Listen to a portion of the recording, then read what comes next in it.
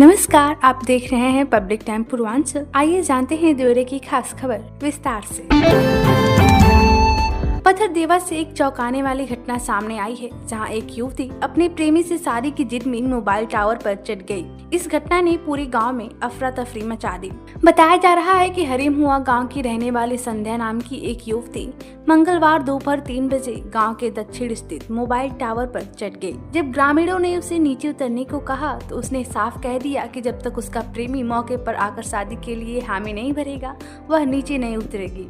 युवती की इस जिद और जान देने की धमकी से मौके पर मौजूद लोग घबरा गए और तुरंत पुलिस को सूचना दी गई। सूचना मिलते ही बगौच घाट थाना पुलिस मौके पर पहुंची। युवती ने पुलिस के सामने भी अपनी शर्त दोहराई और अपने ही गांव के रहने वाले आकाश कुशवाहा को बुलाने की मांग की। पुलिस ने तत्परता दिखाते हुए युवक को मौके पर बुलाया, जिसके बाद हालात काबू में आए। जैसे ही युवक मौके पर पहुंचा, युवती टावर से नीचे उतर गई। इसके बाद पुलिस दोनों को थाने ले गई और परिजनों को बुलाकर मामले को सुलझाने की कोशिश शुरू कर दी गई है। फिलहाल पुलिस दोनों पक्षों के बीच बातचीत कर समाधान निकालने में जुटी है। इस घटना ने इलाके में काफी चर्चा का माहौल बना दिया है। भटनी क्षेत्र के लिए एक बड़ी खुशखबरी सामने आई है। लंबे समय से प्रतीक्षित भटनी नोनापार मार्ग के चौड़ीकरण और सुदृढ़ीकरण का कार्य अब जल्द शुरू होने जा रहा है। मंगलवार को रामपुर कारखाना के विधायक सुरेंद्र चौरसिया ने नोनापार गांव में भूमि पूजन कर इस महत्वपूर्ण योजना का शिलान्यास किया। करीब 18 करोड़ 29 लाख रुपए की लागत से 8 किलोमीटर लंबी इस सड़क का निर्माण कराया जाएगा।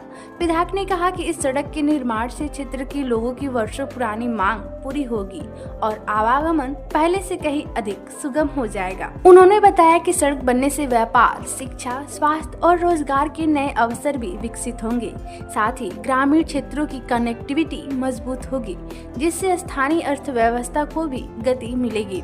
इस मौके पर एक और विकास कार्य की सौगात दी गई। नगर पंचायत भटनी बाजार स्थित जलपा माता मंदिर मार्ग के चौड़ीकरण और सुदृढ़ीकरण कार्य का भी लोकार्पण किया गया। यह कार्य करीब 1 करोड़ 16 लाख रुपए की लागत से पूरा हुआ है। विधायक ने कहा कि क्षेत्र से हर गांव और नगर को विकास की मुख्य धारा से जोड़ना उनका संकल्प है और इसी दिशा में लगातार काम किया जा रहा है।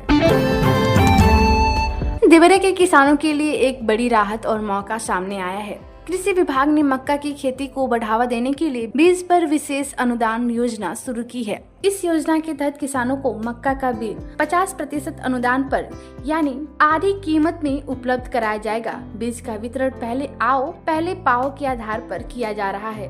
किसान जिले के विभिन्न विकास खंडों में स्थित राज्य की कृषि बीज भंडारों से यह बीज प्राप्त कर सकते हैं। योजना के अंतर्गत मक्का को 2 उन्नत हाइब्रिड प्रजातियों के बीज उपलब्ध कराया जा रहा है, जिसमें किसानों को अधिक उत्पादन और बेहतर गुणवत्ता का लाभ मिलेगा। जिला कृषि अधिकारी उदय शंकर सिंह ने बताया कि मोटे अनाजों की खेती किसानों की आय बढ़ाने के साथ साथ पोषण सुरक्षा के लिए भी बेहद जरूरी है। उन्होंने कहा कि मक्का की खेती कम लागत में अधिक उत्पादन देने वाली फसल है, इसलिए सरकार इसे बढ़ावा दे रही है। यह योजना त्वरित मक्का विकास कार्यक्रम के तहत चलाई जा रही है। कृषि विभाग ने जिले के किसानों से अपील की है कि वे इस योजना का अधिक से अधिक लाभ उठाएं और मक्का की खेती को बढ़ावा दें। देवरिया से एक पुराने हत्या मामले में बड़ा फैसला सामने आया है। बेटी के घर आए पिता की हत्या के मामले में कोर्ट ने आरोपी दामाद को सजा सुनाई है। यह मामला बगौच घाट थाना क्षेत्र के कोयरीपट्टी गांव का है, जहां वर्ष 2020 में पारिवारिक विवाद के दौरान दामाद ने अपने ससुर पर कुदाल से हमला कर दिया था। इस हमले में ससुर सुखारी राजभर गंभीर रूप से घायल हो गए थे, जिन्हें इलाज के लिए गोरखपुर के बीआरडी मेडिकल कॉलेज ले जाया गया, जहां उनकी मौत हो गई।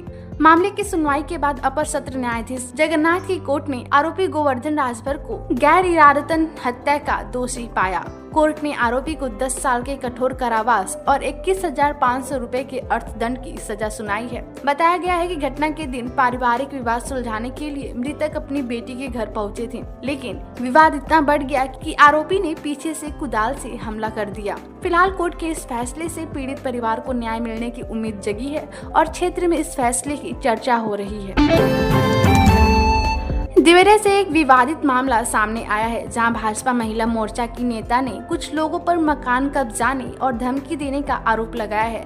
व्यापार मंडल की अध्यक्ष मधु जायसवाल ने एक वीडियो जारी कर आरोप लगाया है कि करीब 10 दिन पहले कुछ लोग उनके घर पहुंचे और उन्हें मकान खाली करने की धमकी दी। वीडियो में वह मुख्यमंत्री योगी आदित्यनाथ से हाथ जोड़कर न्याय की गुहार लगाती नजर आ रही हैं। महिला का कहना है कि मालवीय रोड स्थित उनका पुश्तैनी मकान और दुकान है, जिसे लेकर विवाद चल रहा है। उन्होंने आरोप लगाया है कि उनके मंद बुद्धि भाई को झांसे में लेकर जमीन की रजिस्ट्री करा ली गई है, जबकि उन्हें कोई पैसा नहीं मिला। इस मामले को लेकर न्यायालय में मुकदमा भी चल रहा है। महिला ने यह भी आरोप लगाया है कि मकान खाली कराने के लिए उन्हें धमकाया जा रहा है और मारपीट व दुर्व्यवहार की कोशिश की गई।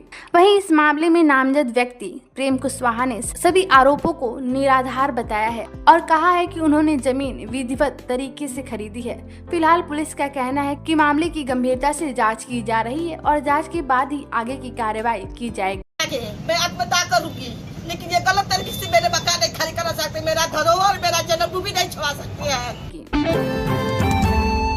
देवरिया के कोतवाली क्षेत्र से मारपीट का एक मामला सामने आया है, जहां बच्चों के विवाद ने दो पक्षों के बीच हिंसक रूप ले लिया। घटना बांकी भेलापार गांव की है, जहां 12 मार्च की रात बच्चों के विवाद को लेकर कुछ युवक लाठी डंडा और लोहे की रॉड लेकर पीड़ित के घर पहुंच गए। पीड़ित सुग्रीव के अनुसार आरोपियों ने पहले गाली गलौज की और विरोध करने पर घर में घुसकर मारपीट शुरू कर दी। शोर सुनकर बचाने पहुंचे परिवार के अन्य सदस्य भाई ध्रुव, भाभी फुल्लम देवी और बेटा ओम को भी आरोपियों ने बेरहमी से पीटकर घायल कर दिया। घटना की सूचना डायल 112 पर दी गई, जिसके बाद पुलिस मौके पर पहुंची और घायलों को इलाज के लिए भेजा गया। आरोप है कि रात करीब 1:30 बजे समृद्धि मैरिज हॉल के पास आरोपियों ने दोबारा हमला किया और जान से मारने की धमकी दी। पुलिस ने इस मामले में 4 नामजद समेत अन्य अज्ञात लोगों के खिलाफ प्राथमिकी दर्ज कर जांच शुरू कर दी है और आरोपियों की तलाश की जा रही है।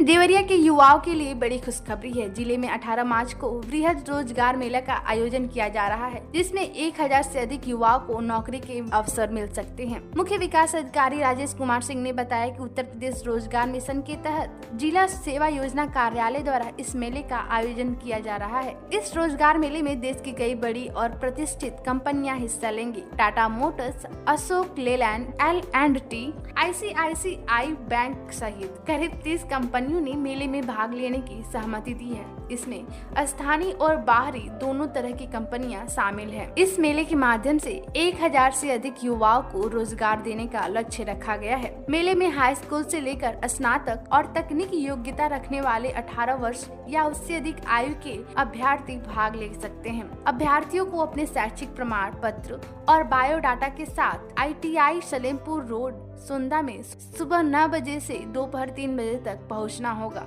यह रोजगार मेला पूरी तरह निःशुल्क है और इसमें प्रदेश कैबिनेट मंत्री अनिल राजभर भी शामिल होंगे। युवाओं के लिए यह एक सुनहरा अवसर है, जिसका लाभ उठाकर वे अपने भविष्य को बेहतर बना सकते हैं। मैं राजेश कुमार सिंह CDO देवरिया हूं। आपको बड़े हर्ष के साथ सूचित करना है कि हमारे देवरिया में स्थानीय ITI के प्रांगण में एक बृहद रोजगार मेले का आयोजन किया जा रहा है। यह रोजगार मेला जिला सेवा योजना कार्यालय देवरिया के माध्यम से किया जा रहा है। यह उत्तर प्रदेश सरकार का एक विभाग है, यह एक शासकीय विभाग है।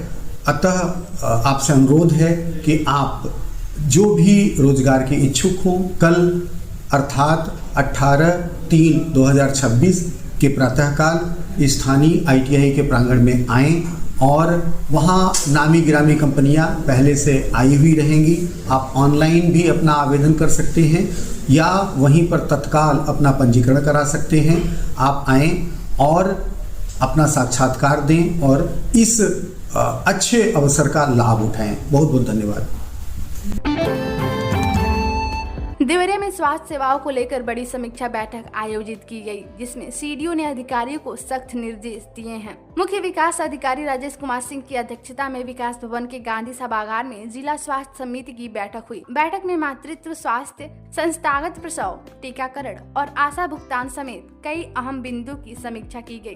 बैठक में खराब प्रदर्शन करने वाले प्रभारी चिकित्सा अधिकारियों को फटकार लगाई गई और सुधार के निर्देश दिए गए। संस्थागत प्रसव कम होने पर तरकुलवा, लार, भागलपुर और बनकटा ब्लॉक के अधिकारियों को निर्देश देते हुए सीडीओ ने कहा कि निजी अस्पतालों में हो रही डिलीवरी की मॉनिटरिंग सुनिश्चित की जाए। इसके साथ ही स्वास्थ्य केंद्रों में साफ सफाई बनाए रखने और मरीजों को बेहतर सुविधाएं देने के निर्देश भी दिए गए। सीडीओ ने आयुष्मान आरोग्य मंदिरों पर 100% एनसीडी स्क्रीनिंग कराने, अधिक से अधिक आयुष्मान कार्ड बनाने और लंबे समय से अनुपस्थित सीएचओ के खिलाफ कार्रवाई करने के निर्देश दिए। सीएमओ डॉक्टर अनिल कुमार गुप्ता ने गर्भवती महिलाओं और बच्चों की जांच, टीकाकरण और हाई रिस्क प्रेगनेंसी पर विशेष ध्यान देने को कहा। स्वास्थ्य विभाग को आगामी अभियानों को सफल बनाने के लिए भी दिशा निर्देश दिए गए ताकि जिले में स्वास्थ्य सेवाएं और बेहतर हो सके।